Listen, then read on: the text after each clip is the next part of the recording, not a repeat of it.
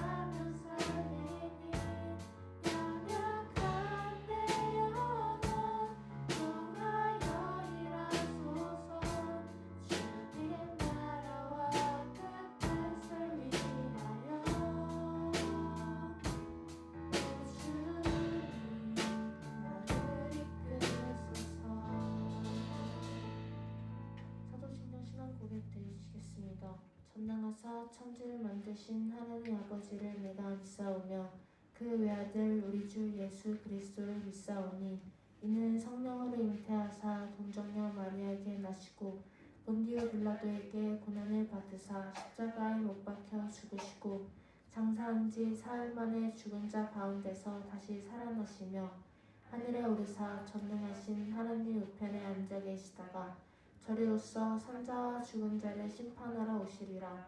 성령을 믿사오며 거룩한 공예와 성도가 서로 교통하는 것과 죄를 사하여 주시는 것과 몸이 다시 사는 것과 영원히 사는 것을 믿사옵나이다. 아멘.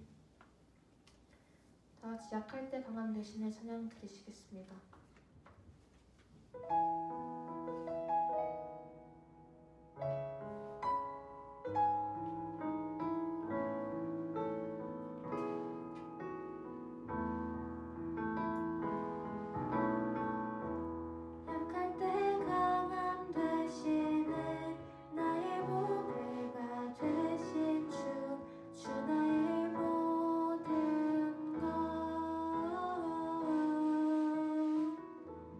주 안에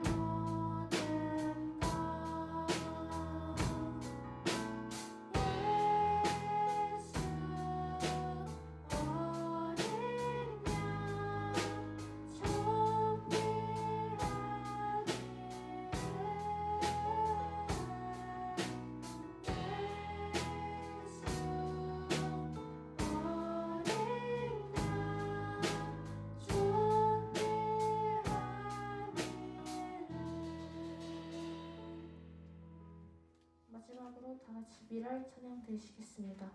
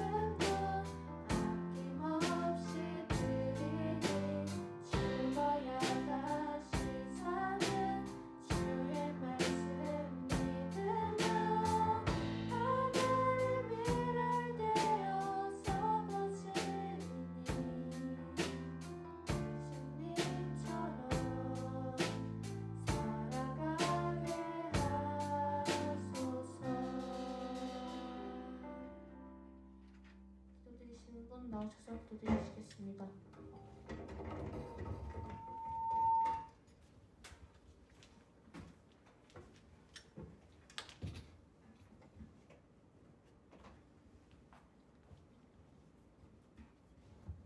기도드리시겠습니다. 항상 저희 곁에 계시는 하나님 아버지, 지난 한 주도 저희와 함께 해주셔서 감사합니다. 지난 한 주와 하나님께 마음 표현을 하지 못했지만 오늘 이 시간에는 많은 표현을 하나님께 드릴 수 있도록 도와주세요. 감사드리며 예수님의 이름으로 기도드렸습니다. 아멘.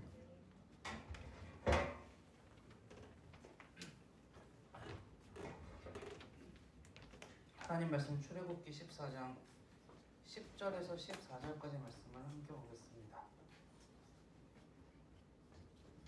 출애굽기 14장 10절에서 14절까지 말씀 교독 한번 해볼까요? 바로가 가까이 올 때 이스라엘 자손이 눈을 들어 본즉 애굽 사람들이 자기들 뒤에 이른지라 이스라엘 자손이 심히 두려워하여 여호와께 부르짖고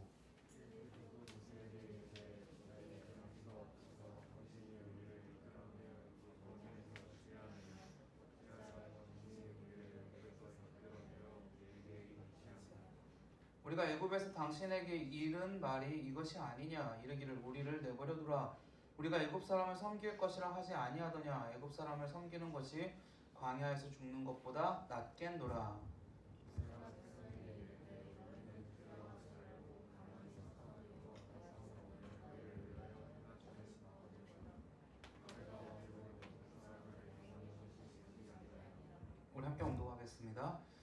하나님께서 너희를 위하여 싸우시리니 너희는 가만히 있을지어다. 아멘. 불 조금만 켜주세요. 눈이 아파. 눈이 너무 어두워서. 네, 조금만 켜주세요. 여러분 얼굴을 저도 좀 봤으면 좋겠습니다. 네. 무대 위에 서 있는 것 같잖아. 네. 예수님의 주인공이 되셔야지. 여러분들의 삶에서 위기의 순간은 뭐였습니까? 여러분들의 삶에서 위기의 순간은 뭐였습니까? 어떤 게 있었어요? 네. 뭐 저도 제 삶에서 위기의 순간들이 몇 번 있었어요. 몇 번. 옛날에 그 바다 수영하다가 빠져 죽을 뻔한 일, 그다음에 뭐 그 멘탈의 붕괴가 찾아왔던 일들. 얼마 전에도 그 여러분들 같이 중고등학교 때 가르쳤던 제자가 결혼한다 그래갖고 내 멘탈의 붕괴가 찾아왔던 일, 그 여러 가지 일들이 있었습니다. 제 삶의 위기의 순간들이죠. 살아가면서 위기를 겪지 않는다면 너무나도 참 좋겠는데, 그 우리 사람의 모든 인생의 삶이라는 게 태어나서 죽을 때까지 사실 위기를 겪지 않는 사람은 아무도 없는 것 같아요. 아쉽지만 모든 사람이 위기를 겪죠. 그 다른 말로 뭐라고 표현할 수 있을까요? 우리 성경적인 표현으로는 좀 고난, 아픔, 때로는 슬픔, 뭐 이런 것들로도 표현될 수 있는 위기를 우리 삶에서 많은 사람들이 겪습니다. 그러면 어떤 사람들은 그 위기를 겪는 그 과정들을 통하여서 때로는 헤어나올 수 없는 구렁텅이 속으로 빠져들어서 더 이상 재기하지 못하고 다시 일어서지 못하고 그냥 그대로 넘어져 버리는 경우도 분명히 있어요. 근데 또 반면에 어떤 사람들은요, 그러한 위기를 겪었지만 그 위기를 어떻게 보면 더 기회로 삼아서 일어나고 더 많은 일들을 할 수 있고, 그 위기가 물론 자신의 삶에 있어서 상처로 남기는 하겠지만, 아픔으로 남을 수도 있겠지만 그 위기를 딛고 일어서는 모습을 볼 때도 있어요. 어떠한 일들이 그러한 차이를 만들어내는 것일까? 라는 생각을 혹시 해본 적 있어요? 그리고 만약에 내가 그런 위기를 겪게 된다면, 내가 삶에서 그런 위기를 겪게 된다면 여러분들 그런 위기 속에서 그냥 더 이상 재기할 수 없을 정도로 넘어져서 난망하고 슬퍼하고 힘들어하는 걸로 내 인생을 종치고 싶으세요? 그러고 싶으신 분은 아마 아무도 없겠죠. 우리가 하고 싶은 거는 뭘까요? 그런 위기 가운데에서 나의 인생을 다시 일으켜 세울 수 있는 힘은 무엇인가를 좀 알았으면 좋겠죠. 그게 우리의 마음일 겁니다. 특별히 우리는 예수님을 믿는 그리스도인이잖아요. 교회를 다니고 예수님을 믿는 그리스도인이라면 성경적인 방법으로 어떻게 하면 그 위기를 타파해 갈 수 있을까, 그 위기를 이겨내 나갈 수 있을까를 확인해 보는 거는 굉장히 우리에게 큰 도움이 될 거라고 생각을 해요. 사실 저는 오늘 이 성경 본문의 이 말씀이 위기를 이겨내는데 굉장히 큰 도움을 주는 말씀이 아닌가라는 생각을 종종 해봅니다. 우리 계속 출애굽기 모세의 이야기를 벌써 3번이나 봐왔었는데, 여러분 모세의 스토리 다 기억하시죠? 어려서부터 우리 모세 이야기 다 많이 들었죠. 짧게 한번 정리를 해볼까요? 어떤 일들이 있었죠? 하나님께서 그 이스라엘 백성이 요셉의 시대에 이집트에 들어갔죠. 근데 400년이라는 시간이 흐르면서 이스라엘 백성이 점점 많아졌어요. 민수기 가니까 60만 3,550명이 될 정도로 많아졌어. 그것도 남자만, 20세에서 60세 남자만. 인원이 엄청나게 많아진 거죠. 그러니까 어떻게 합니까? 이집트에서 저 인원이 많아진 게 두려워서 그들을 핍박하고 그들을 오히려 노예로 삼기 시작하고 그런 일들이 벌어집니다. 그때 하나님께서 예비하신 모세라는 지도자가 태어나게 됐죠. 그 지도자인데 그 당시에 그 이집트의 파라오가 어떻게 했어요? 그거 2살 아래에 남자 아기를 다 죽여라 라는 명령 때문에 모세를 나일강 물에 띄웠고, 우리 잘 알듯이 그 나일강 물에서 띄워졌던 모세가 누구에게로 갔어요? 파라오의 딸 공주에게 갔죠. 그래서 거기서 왕궁에서 자라는 그 스토리. 그리고 나서 40세가 되었을 때 어떻게 합니까? 이집트의 관리인을 실수로 죽이게 되고 광야로 도망가서 또 40년을 살았던. 그리고 우리 지난번에 보았던 말씀이 뭐예요? 다시 이제 이집트로 돌아와서 하나님을 만났잖아요. 호렙산에서 하나님을 만나고 다시 이집트로 돌아와서 어떻게 해요? 파라오한테 내가 내 백성을 데리고 나가서, 내가 우리 하나님의 백성을 데리고 나가서 광야에서 예배드리겠다라고 말했는데 이집트의 파라오가 그 얘기를 듣지 않죠. 그러고 나니까 하나님이 어떻게 했습니까? 그 유명한 우리 지난 시간에 했던 10가지 재앙을 내렸죠. 그리고 그 마지막 재앙이 유월절이라고 하는 재앙이었고, 우리 거기서 우리의 정체성을 찾을 수 있다라고 이야기를 했었죠. 자, 그 다음 내용이에요. 그렇게 해서 어떻게 했어요? 파라오가 이제 두 손 두 발 다 들었죠. 그래, 나가, 빨리 나가. 되도록이면 빨리 나가. 거기 되게 재밌는 성경의 장면들이 나와요. 여러분 성경 자세하게 읽으면 어떤 장면들이 나오냐면 그 이집트 사람들이 이제 무서우니까 자기 막 장자들이 다 죽고 막 10가지 재앙을 겪었잖아요. 그러니까 무서우니까 빨리 나가라 그래요. 그 전까지는 못 나간다 그래요. 빨리 나가라 그러면서 양도 주고 가축도 주고 내가 이거 줄게. 내가 갖고 있는 것도 줄게. 빨리 우리 옆에서 좀 사라져줘. 그리고 막 이렇게 다 주는 장면이 나와요. 이스라엘 백성이 어떻게 했어요? 진짜 벼랑간에 이제 거기서 나오게 된 거예요. 순식간에 나오게 된 거예요. 근데 아까도 말씀드렸지만 인구가 몇 명이었다고요? 20세에서 60세에 이르는 남자 인구만 60만 3,350명, 3,550명. 그러면 우리 한번 계산해보자. 20세에서 60세에 이르는 남자만 60만 3,550명이었으면 대충 얼마쯤 될까? 대충 계산했을 때, 학자들이 계산했을 때 200만 명? 많으면 얼마? 많으면 한 300만 명? 그러니까 작은 숫자가 결코 아니죠, 여러분. 생각해보세요. 지금 현대에도 우리가 살아가고 있는 지금 이때에도 200만 명, 300만 명 하면은 절대로 작은 숫자가 아니에요. 그렇죠? 근데 그때는 지금으로부터 4,000년 전이라고.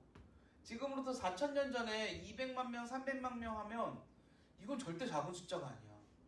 그때는 지금보다 인구가 훨씬 적었잖아요. 그렇죠? 하나님 그만큼 축복하셔서 인구가 많아졌다라는 건데, 근데 또 반대로 생각하면 그 인구가 그렇게 많은 사람들이 이집트를 떠나는 거예요. 사람만 나와요? 아까도 말했죠. 가축들 다 끌고 나오죠. 여러분 우리 뭐 가끔 TV에서 6.25 피난 이런 거 이렇게 보면 웃을 일 아닌, 정말 웃을 일 아니잖아요. 사람들 어떻게 합니까? 남자들 다 짊어지고 여자들은 다 애기 이렇게 앞에 들러엎고 뒤에 들러엎고 막 보따리 막 들고 막 술에 끌고 돈 있으면은 막 그러고 막 힘겹게 막 낑낑거리면서 가잖아요. 그런 거 한번 생각해봐. 이스라엘 백성들이 그렇게 나오는 거야. 그렇게 나왔어요. 그렇게 나와서 그래도 기뻤겠죠. 우리가 드디어 이 노예 생활을 탈출하고 나간다. 와, 그리고 가는데 그들이 어디에 도착했어? 바다에 도착했어. 그러면 무슨 생각이 제일 먼저 들까? 무슨 생각이 제일 먼저 들까? 사람들이 제일 많이 하는 건 첫 번째는 지도자를 욕하는 거야. 모세를 욕하겠지. 아니 왜 길을 이렇게 잡아가지고 왜 길을 제대로 파악하지 못하고 이렇게 잡아가지고 우리를 이 바다 앞에 머물게 했느냐라고 생각을 했겠죠. 근데 설상가상 더 중요한 건 뭐예요? 바다 앞에 딱 왔을 때 우리 그 알고 있는 유명한 이제 일들이 벌어지잖아. 어떻게 해요? 이집트의 군대가 파라오가 마음을 바꾸고 따라오기 시작하는 겁니다. 파라오의 심리가 뭐였을까? 제가 곰곰이 한번 생각을 해봤거든요. 그런 것 같아. 일단 첫 번째 자존심이 상했을 것 같아. 내가 생각했을 때.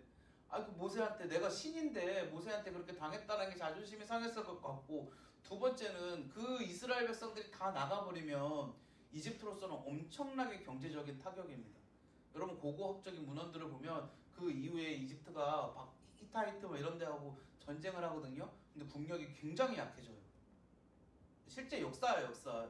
국력이 굉장히 약해진다고요. 그러니까 얼마나 이 열이 받았겠어요, 파라오 입장에서는. 그러니까 어떻게 합니까? 다시 잡겠다라는 목적도 있었겠고, 내가 모세 가만히 안 두겠다는 목적도 있었겠죠. 전차를 끌고 오는데 당시 전차는 지금으로 생각하면 뭘까? 지금으로 생각하면은 뭐 진짜 그 독일의 완전히 그 좋은 뭐 그 몇백억짜리 그런 전차 같은 느낌이겠지. 이스라엘 백성들은 무기도 없어. 그냥 털레 가고 있는 거야. 근데 걔네들은 당시로서는 최신식 무기를 끌고 오는 거지. 생각해보세요. 우리가 만약에 이스라엘 백성의 입장이라면 앞에는 홍해가 있어? 뒤에서는 저 멀리서는 지금 이집트의 그 최강의 군대, 당시 그 지역의 최강의 군대가 지금 온다고 하고 있어? 그런데 지금 우리하고 이집트 사이에 뭐가 있느냐? 안개가 있어요. 안개. 여러분 안개 속에 들어가 보신 적 있어요? 진짜 그 짙은 안개 속에 들어가면 한치 앞에 안 보이더라고요. 1m, 2m도 잘 안 보이더라고요. 제가 예전에 김포 그 공항 가는 길에서 안개를 만났는데 운전하면서 가는데 와 진짜 너무 무섭더라고요. 근데 어떤 생각이 들까요? 안개는 반드시 해가 뜨면은 거칩니다. 이스라엘 백성의 입장에서 앞에는 홍해, 앞에는 바다, 뒤에는 이집트의 군대, 그리고 여기 지금 자기들 있고 이집트 군대하고 자기들 사이에는 안개가 있어. 근데 이 안개는 반드시 시간이 지나고 해가 뜨면 거칠 거야. 그럼 안개가 거치면 자기들 어떻게 될까? 100% 죽지, 100% 우리는 죽었다. 아니면 노예로 끌려가서 옛날보다 더 힘들게 살겠다라는 생각이 들겠죠. 절체절명의 위기죠. 진짜 사상 최악의 위기를 만났단 말이에요.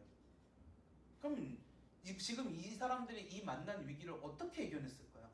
우리 답은 알고 있지. 모세가 손을 내밀어 가지고 모세가 탁 하니까 홍해가 쫙 갈라졌다. 그럼 너무 만화를 많이 본 거야. 성경은 그렇게 적혀 있진 않아. 그건 만화에만 나오는 이야기고. 어떻게 했을까? 첫 번째 잘 들어봐요. 첫 번째 이스라엘 백성들이 기도했어요. 이스라엘 백성들이 기도했어요. 오늘 이 말씀에서 진짜 중요한 그 내용이 있는데 10절에 보면 바로가 가까이 올 때 이스라엘 자손이 눈을 들어 본즉 애굽 사람들이 자기들 뒤에 이른지라 이스라엘 자손이 심히 두려워하여 그 다음에 나오는 말이 있어요. 그 다음에 나오는 말이 뭐냐면 여호와께 부르짖었다. 성경에서 부르짖었다라는 말이 굉장히 많이 나오거든요. 부르짖었다는 말이 뭐냐면 기도했다라는 말이에요. 기도했다. 하나님 앞에 기도했다. 여러분 기도란 뭐예요? 내 힘으로 할 수 없는 걸 하나님을 믿고 의지하는 거 아니에요? 물론 기도는 뭐 더 다양한 정의가 있겠지만 하나님과의 소통입니다. 뭐다 하기 시작해 다양한 정의가 있겠지만 지금 이스라엘 백성들이 하나님 앞에 기도하는 건 뭐예요? 우리가 힘들고 어려운 상황에서 하나님 도와달라고 기도하는 거 아니에요? 때로는 우리는 하나님께 간과하는 기도를 굉장히 수준 낮은 기도로 볼 때가 있는데 그렇지 않아요. 하나님 진짜 아버지를 믿지 않으면 기도할 수 없잖아요. 우리에게 삶에 힘든 순간이 오고 어려운 순간이 오고 위기의 순간이 온다면 그때 하나님께서는 어쩌면 사인을 주시는 걸 수 있어요. 기도하라고. 그때도 기도 안 하면 어떻게 되겠어? 하나님을 만나고 역사를 체험할 수 있는 기회를 잃어버리는 거지. 여러분 기도에는 많은 능력이 있습니다. 성경에는요 기도에 능력이 있다는 걸 분명히 이야기해줘요. 야고보서 5장 16절에 보면요 이러므로 너희 죄를 서로 구하고 병 낫기를 위하여 서로 기도하라. 의인의 간구는 역사하는 힘이 많으니라.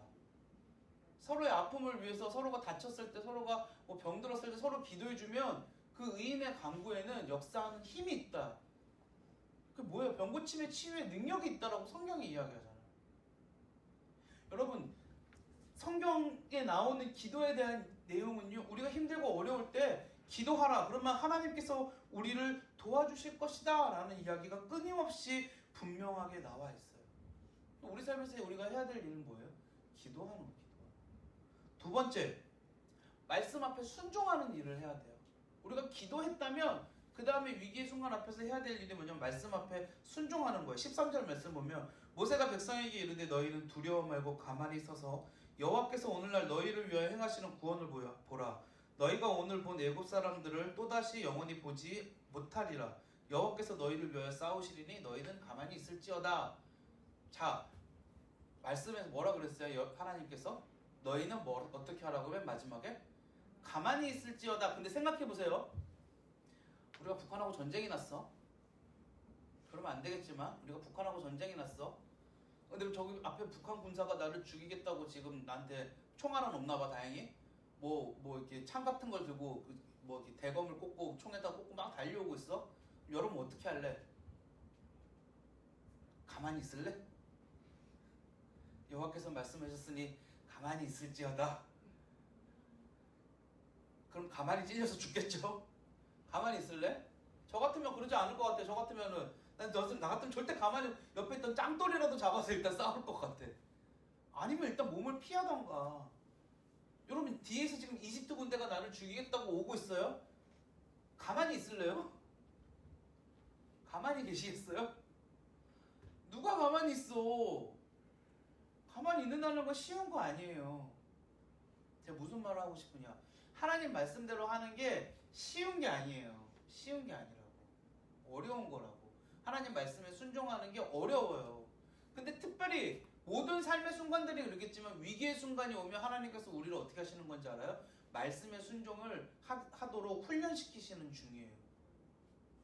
내 눈에 인간적인 눈에 보기에 이건 아니야 이렇게 하면 안 돼 라고 생각하는 말씀들이 분명히 있어요. 아 하나님 말씀 너무 좋아요. 이성적이고 합리적이에요. 그런데 현실적으로는 아니에요 라고 생각하는 순간들이 있다고. 근데 하나님께서 위기를 주심으로써 현실적으로는 아니지만 하나님 말씀을 믿어 보겠습니다 하는 거죠. 베드로가 제자들하고 같이 가갖고 예수님 그 부활하셨을 때 어떻게 했어요? 그 물고기 잡으려고 하고 밤새도록 물고기 잡았죠. 근데 물고기 못 잡았죠. 근데 베드로는 어부였다고. 그때 멀리서 한 사람이 뭐라 그래요? 배 오른편 맞은편으로 그물을 던져라. 말도 안 되는 이야기였을 거야, 베드로한테서. 왜? 내 경험상 그렇게 하고 잡아본 적은 한 번도 없었거든. 근데 베드로는 말씀에 의지해서 내가 던지겠습니다 라고 분명하게 성경에 표현되어 있잖아. 베드로가 말하는 건 뭐냐면 예수님인 줄 알았던 거야. 그래서 내가 말씀에 의지해서 던지겠다라고 이야기를 하는 거야. 우리 삶에서 위기가 찾아오면 하나님께서 우리를 말씀에 순종시키시는 훈련인 줄 그렇게 아시기 바랍니다. 가만히 있는 거 어려웠지. 근데 가만히 있으라고 했잖아. 세 번째 인내하라는 거. 인내하라는 거. 그럼 말씀의 순간에 인내해야 돼요. 재밌는 거를 알려줄게요. 우리는 진짜 만화 영화에 너무 잘못 빠져들어 있어. 만화 영화 딱 보면 어떻게 모세가 홍해를 향하여서 지팡이를 딱 던지니까 어떻게 됩니까? 홍해가 쫙 하고 갈라지죠. 멋있죠. 쫙 하고 갈라지죠. 이스라엘 백성이 하나님 앞에 하나님 도와주세요 부르짖고 모세가 지팡이 딱 기도하고 지팡이 내미니까 홍해가 쫙 하고 갈라지. 성경 그렇게 안 써있다? 다시 한번 읽어보세요. 성경 그렇게 안 써있다? 이스라엘 백성들이 밤새도록 기도하고 모세가 지팡이를 내밀고 있는 것까지는 맞는데 바다가 쫙 갈라지진 않았어. 그럼 뭐라고 써있을게요? 밤새도록 동풍이 불어서 물을 밀어냈다라고 표현하고 있어요. 한순간에 쫙 갈라진 게 아니라.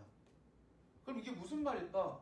이스라엘 백성은 뒤에 이집트 군대가 있고 앞에 홍해가 가로막혀 있는데 캄캄하잖아. 안개까지 꼈잖아. 그 사람들이 지금 이 홍해가 갈라지는지 안 갈라지는지도 모르는 상황인 거야. 밤새도록 어떻게 해야 돼? 두려움과 불안에 떨면서 기다리고 있는 거야. 기다리고 있는 거야. 한순간에 모든 것이 와 하고 딱 변화되고 하나님 우리를 살려주셨다 좋다 그러고 막 가는 게 아니라 기다리고 있는 거예요. 기다리고 있는 거예요. 어떤 상황이 벌어지는지도 모르면서 인내하고 있는 거예요. 참고 있는 거예요. 그때 필요한 게 뭐다? 뭘까? 그때 필요한 게 뭘까? 믿음. 그때 필요한 게 믿음이라고. 믿음. 하나님이 내 삶을 결코 포기하지 않으셔. 하나님이 나를 도우실 거야. 하나님 나와 함께 하셔라고 하는 믿음. 우리 지난번에 아브라함 이야기할 때 믿음에 관한 이야기했죠. 갈 바를 알지 못하고 내 삶이 어떻게 될지 모른다고 할지라도 믿음. 하나님이 왜 우리에게 위기를 주시는지 아세요? 다시 돌아가 볼까? 하나님 왜 우리에게 위기를 주시는지 아세요? 우리의 믿음이 성장하기를 바라시는 마음. 하나님 왜 우리에게 위기를 주시는지 아세요? 우리가 하나님 말씀에 순종하도록 만드시기 위하여서. 하나님 왜 우리에게 위기를 주시냐면 우리가 하나님과 기도함으로 소통하기를 원하셔서. 여러분 위기가 기회라 그랬죠. 하나님 우리한테 위기를 주시는 이유가 있다니까요.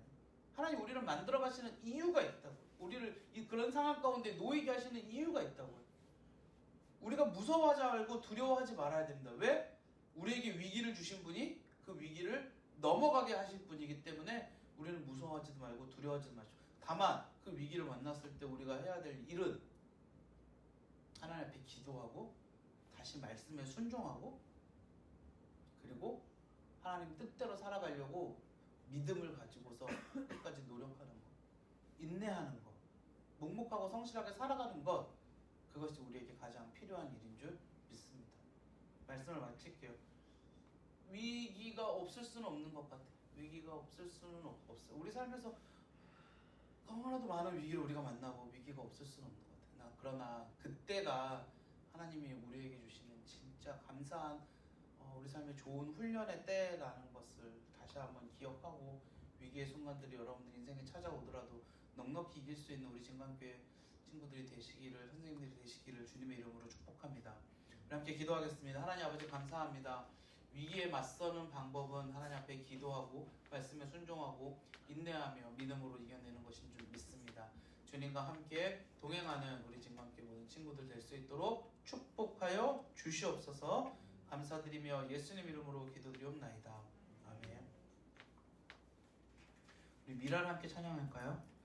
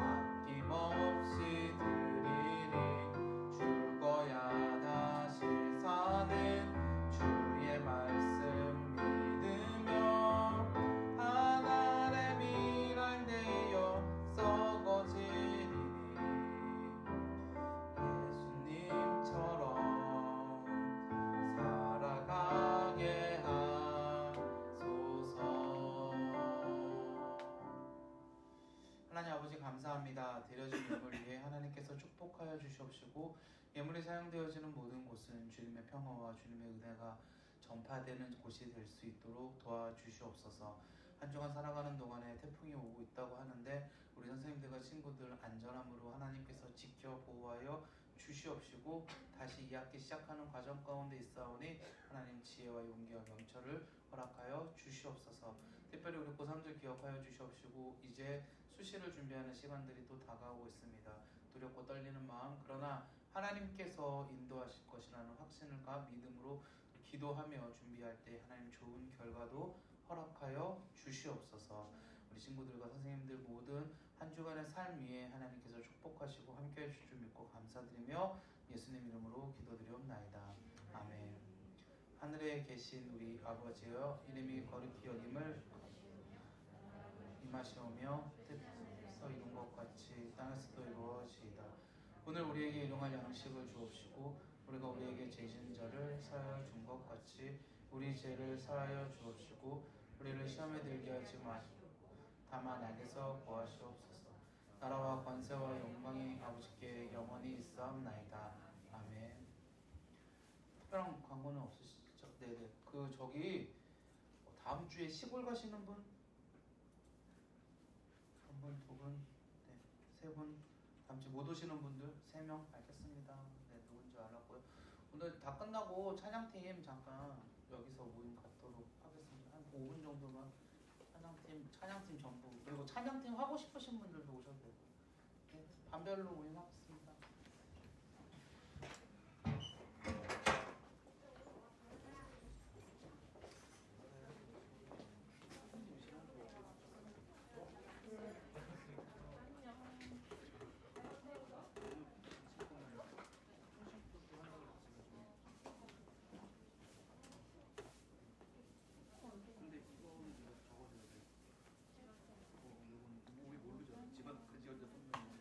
여기까지 내가 적어주면 가까이 와.